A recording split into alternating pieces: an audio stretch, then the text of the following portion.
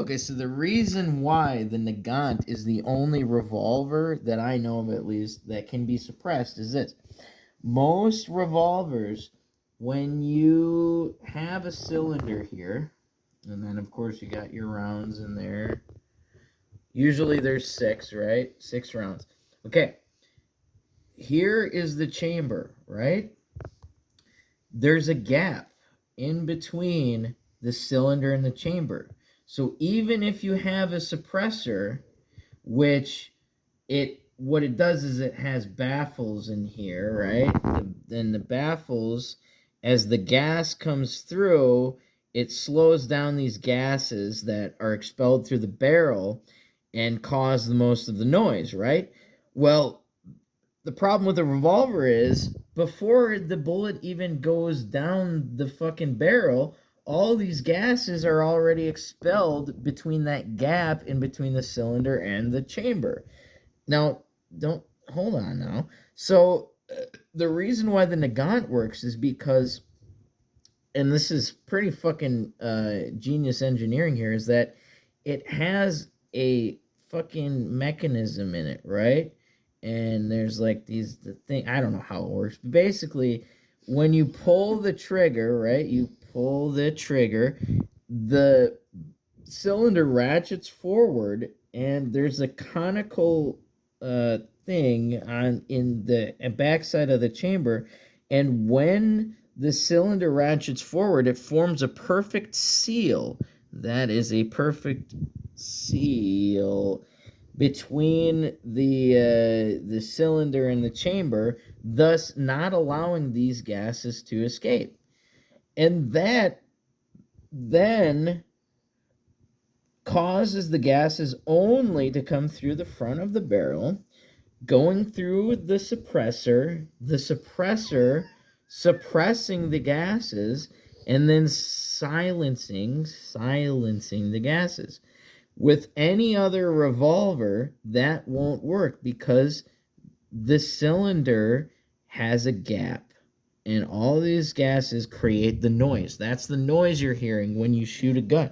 When you shoot a gun, you hear the noise, and the noise is from the fucking gases, right? So that's why the Nagant is the only you get it, dude. It's the only revolver that you can suppress because What caliber was the Nagant? 7.62 by 38 rim, which is basically the same. So what they did was they took the shell from a 7.62 by 54. So here you have a 7.62 by 54. That's a 7.62 by 54 cartridge, which was in the Mosin Nagant. Now, what they did was they took the cartridge, right? This is a 7.62 by 54, and they cut off the top. And then they took this here, and then they seated a bullet inside of it. Yeah. So instead of being 54 millimeters, it was then like 38 millimeters, because that's the length of the cartridge, and the bullet is seated. You can't actually see it from this angle, but the bullet's seated inside of there, and then when the cylinder ratchets forward, that bullet perfectly seals into the chamber. Which is also obviously... No, you don't talk. Sorry, what? Go ahead. Go ahead. Which is also like obviously integral to the whole design of the...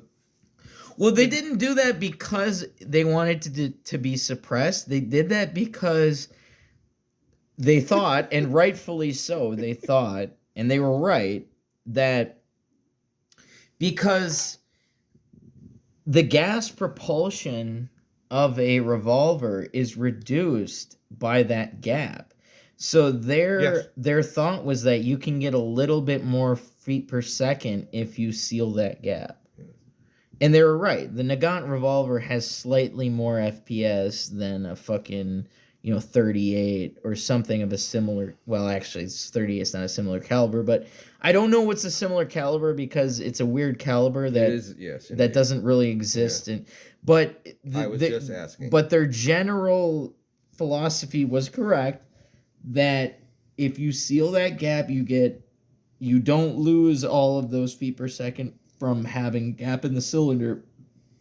But a interesting side effect of that is that then yes you can effectively suppress it because those gases aren't escaping between the gap between the cylinder and the chamber. So All right, let's go in the backyard and shoot some shit.